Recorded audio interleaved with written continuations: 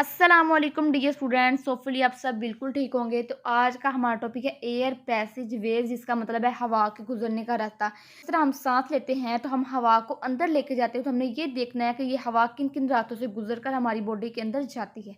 तो इसमें सबसे पहले ये है कि air passage ways consist of nostril. सबसे पहले जो हवा है वो नोस्ट्रिल में जाती है, उसके बाद नेजल कैविटीज़ में, फिर फेरेंक्स में, फिर लेरिंक्स में, फिर ट्रेकिया में जाती है जिसको हम कहते हैं एयर ट्यूब्यूल्स।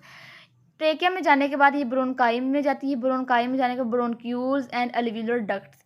अलव्यूलर डक्ट्स में जाने के बाद ये अलव्यूलर सैक्स में जाती है, और अलव्यूलर सैक्स में बहुत से अलव्यूलाई मौजूद होते हैं। ठीक है, तो आपने इस पैसेज को याद रखना है कि सबसे पहले हवा नोस्ट्रिल में जाती है, उसके बाद नेजल कैविटीज़ में, फिर आती है फेरेंक्स में, फिर लेरिंक्स में, फिर ट्रेकिया में, फिर ब्रोंकाई में, फिर ब्रोंक्यूल्स में, और उसके बाद अलव्यूलर डक्ट्स में, और फिर अलव्यूलर सैक्स में आ जाती है।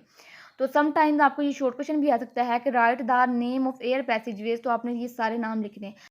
अच्छा जी स्टूडेंट्स, अब हमने उन रास्तों को डिटेल से पढ़ना है जिनसे हवा गुजरकर हमारी बॉडी के अंदर एंटर होती है। सबसे पहले हमारे पास है नोस्ट्रिल। तो इसकी डेफिनेशन ये है कि the opening of nasal cavities called nostril. तो नेजल कैविटीज की ओपनिंग को हम नोस्ट्रिल्स कहते हैं। स्टूडेंट, जो हमारे नोज के दो सुराख होते हैं जिनसे जो हवा है वो एंटर होती है, उनको हम नोस्ट्रिल्स कहते हैं।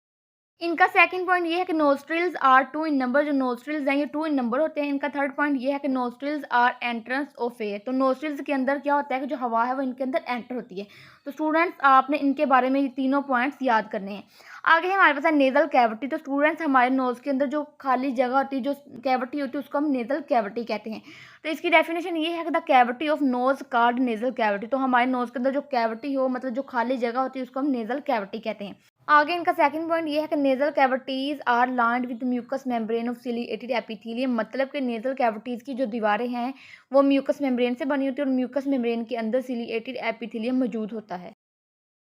आगे इनका थर्ड पॉइंट ये है कि ईच नेजल कैविटीज इज सब डिवाइडेड इनटू थ्री पैसेजवेज। तो क्या होता है कि जो नेजल कैविटी होती है वो आगे से तीन रास्ते बनाती है। किसकी वजह से बनाती है? By the projection of bone from the walls of the internal nose. तो इंटरनल नोज की जो हड्डियां होती हैं उनकी प्रोजेक्शन की वजह से क्या होता है कि नेजल कैविटीज के आगे से तीन रास्ते बन जाते हैं। तो स्टूडेंट्स, आपने नेजल कैविटीज़ के बारे में तीन पॉइंट्स याद रखने हैं। अगर आपको शॉर्ट क्वेश्चन आए कि व्हाट इज नेजल कैविटी, तो सबसे पहले आपने ये लिखना है कि नोज के अंदर जो कैविटी होती है उसको हम नेजल कैविटी कहते हैं। दूसरा ये कि नेजल कैविटीज़ की जो दीवारें हैं वो म्यूकस मेम्ब्रेन से बनी। तीसरा ये कि जो नेजल कैविटी है वो आगे से तीन रास्ते बनाती है। तो आपने इन चीज़ों को याद रखना। आगे हमारे पास नेजल कैविटीज़ के फंक्शन, किनका क्या काम होता है। इसका सबसे पहला फंक्शन है एंट्री, जिसमें यह है कि air enters the nasal cavities through nostril. तो एयर नोस्ट्रिल्स के जरिए नेजल कैविटीज के अंदर एंटर होती है। आगे इनका दूसरा फंक्शन है लार्जर डस्ट पार्टिकल्स। तो इसमें यह है कि larger dust particles are trapped by the hair and mucus in the nostrils. इस बात का मतलब ये है कि हमारे नोज के अंदर जो डस्ट पार्टिकल्स होते हैं उनको हेयर और म्यूकस की वजह से फिल्टर किया जाता है।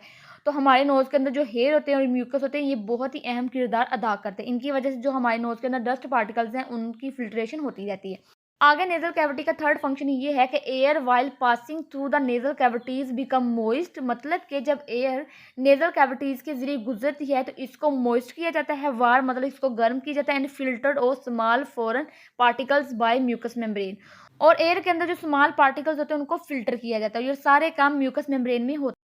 तो स्टूडेंट्स, आपने इस चीज़ को याद रखना है कि जब एयर नेजल कैविटी के जरिए एंटर होती है तो इसमें क्या किया जाता है कि सबसे पहले तो एयर को मॉइस्ट किया जाता है, फिर इसको गर्म किया जाता है, और फिर इसके अंदर जो छोटे छोटे पार्टिकल्स हैं उसको फिल्टर किया जाता है।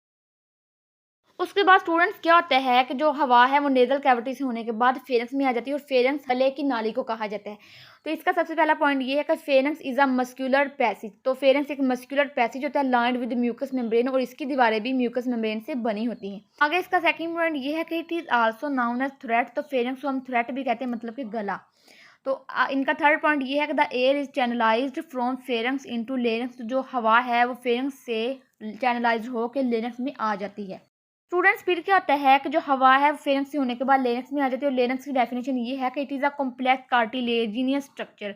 जो लेरिंक्स है वो एक कॉम्प्लेक्स कार्टिलेजियन स्ट्रक्चर है surrounding the upper end of trachea, और इसने जो ट्रेकिया का अपर एंड होता है उसको सराउंड किया होता है। तो ये इसकी डेफिनेशन है। इसका दूसरा पॉइंट ये है कि जो लेरिंक्स है इसको हम वॉइस बॉक्स भी कहते हैं। तो आपने इसके सेकंड पॉइंट में ये लिखना है कि it is also known as voice box. अच्छा जी स्टूडेंट्स, आज हमें लेरेंस तक ही पढ़ना है क्योंकि ये टॉपिक थोड़ा लेंथी है, तो आपको इसको कवर करने में थोड़ी मुश्किल होगी। इसीलिए मैं इसको 3 पार्ट्स में डिवाइड कर दूँगी ताकि आपके लिए समझने में आसानी हो जाए। तो पार्ट 1 में हमने इतना ही पढ़ना है। तो इंशाल्लाह कल हम पार्ट 2 में लेरेंस से आगे पढ़ेंगे। आपने पार्ट 1 को अच्छे तरीके से याद कर लेना और इसके नोट्स बना लेने हैं ताकि आपको हर चीज़ आसानी से याद हो जाए। ओके जी, अल्लाह हाफ़िज़।